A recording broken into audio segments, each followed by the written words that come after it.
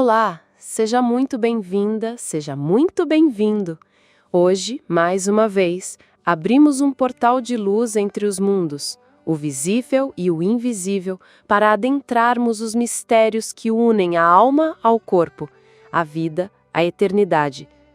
No capítulo 12 de Evolução em Dois Mundos, o espírito André Luiz nos conduz com maestria pelo delicado processo da desencarnação, não como um fim, mas como parte de um fluxo sagrado, contínuo, inexorável.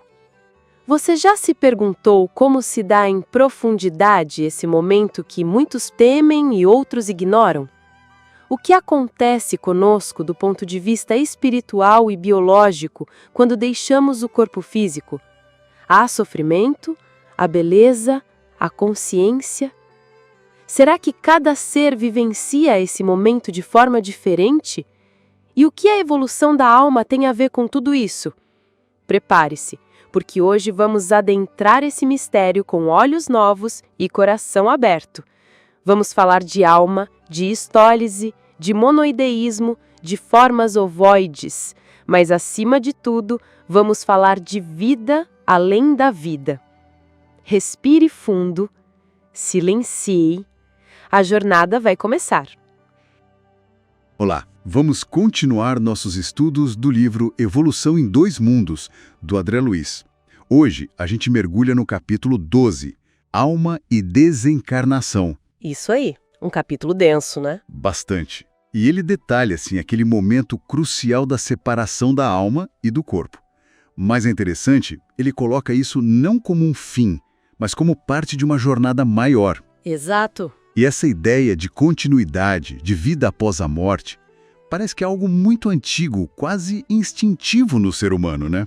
Aquela frase, há povos sem deuses, mas não os há sem espíritos. A crença na volta. Pois é, e a ópera explora justamente isso.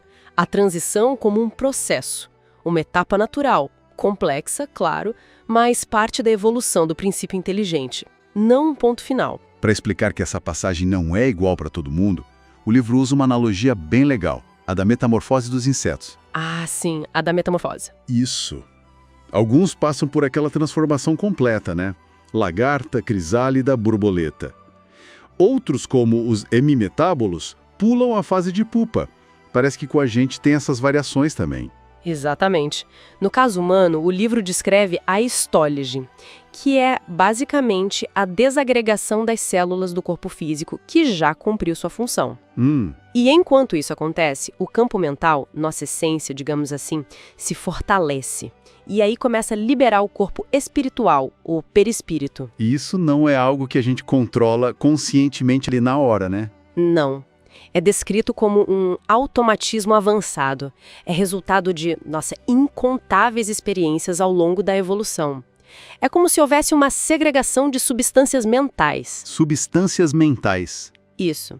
E um trabalho muito específico, chamado histogenético espiritual, que vai desligando, sabe? As células do corpo sutil das células físicas que estão morrendo. Entendi.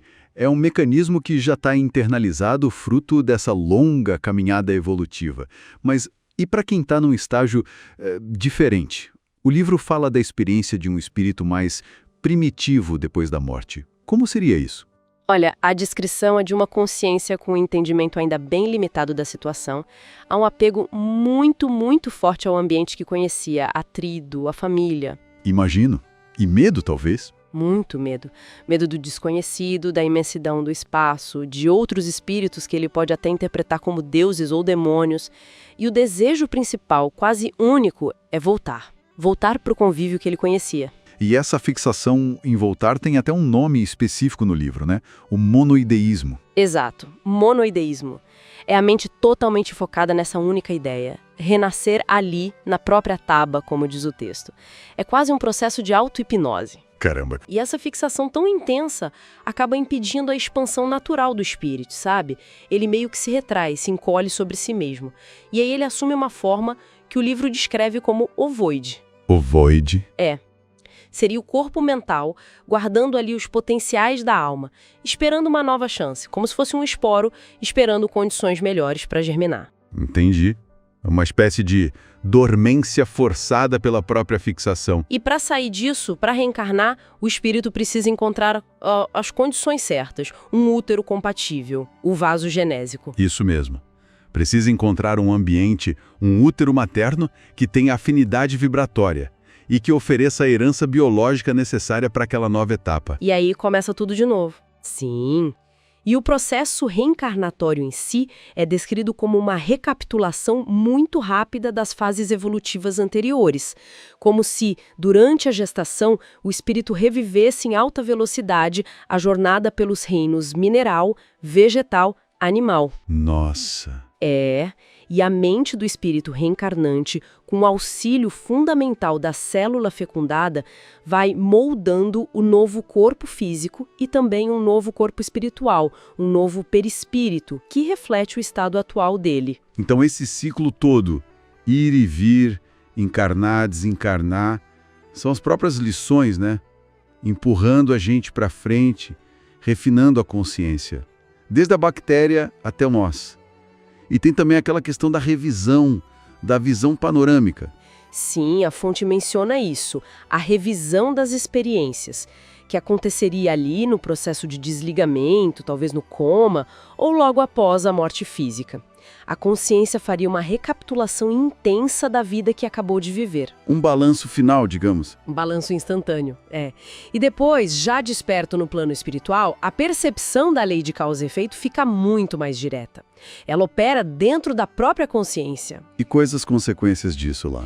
Bem diretas, espíritos que carregam muita culpa, muito remorso, tendem a se agrupar por sintonia, por afinidade, e acabam criando o que a obra chama de telas infernais. Telas infernais? Ambientes mentais de sofrimento que eles mesmos alimentam com os pensamentos atormentados. E isso geralmente antecede reencarnações mais difíceis de reparação. Entendi. A lei Eugindo. Por outro lado, almas que já estão mais equilibradas, mais em harmonia com as leis divinas, movidas pela compaixão, elas iniciam trabalhos de auxílio, de renúncia, ajudando quem está sofrendo. Bom, então, resumindo o essencial do capítulo, a desencarnação é vista como essa transição complexa, biológica e espiritual. E ela é muito influenciada pela nossa bagagem evolutiva e pelo nosso estado mental, né? Exatamente. A vida continua nesse ciclo constante de aprendizado entre os dois mundos. E como o livro mesmo diz, né? Encarna e desencarna e sempre evolui, inexoravelmente. Essa é a grande mensagem, eu acho. A evolução não para. É um processo contínuo, inevitável para todo mundo. Fica então uma reflexão interessante, né? Se essa mecânica toda de desligar e religar está tão conectada ao nosso estado mental, aos nossos pensamentos, aos nossos atos, qual será a qualidade daquelas substâncias mentais que a gente está cada um produzindo agora, hein? Preparando a nossa própria transição futura. É uma ótima reflexão para a gente levar. Respira. O que ouvimos agora é mais do que um estudo. É um chamado à consciência, um convite ao preparo íntimo para o instante em que também nos despiremos da carne e mergulharemos na realidade espiritual. Compreender a desencarnação, como nos ensina André Luiz, é compreender a vida em sua totalidade. É aprender a viver melhor para morrer em paz e renascer com mais sabedoria. Que nossas atitudes, nossos pensamentos, nossas vibrações sejam as sementes que um dia florescerão na alvorada de nossa própria libertação. E assim encerramos mais um capítulo desta obra luminosa. Mas não se vá ainda, algo novo está sendo gestado. Está saindo do forno o capítulo 13, Alma e Fluidos, onde vamos mergulhar nas sutilezas da energia, dos campos que nos envolvem, das trocas invisíveis que mantêm a alma em comunhão com o mundo e com o corpo. Prepare o coração. Em breve estaremos juntos novamente. Até lá, que a paz lhe acompanhe e que a luz do Espírito lhe inspire os caminhos. Até mais!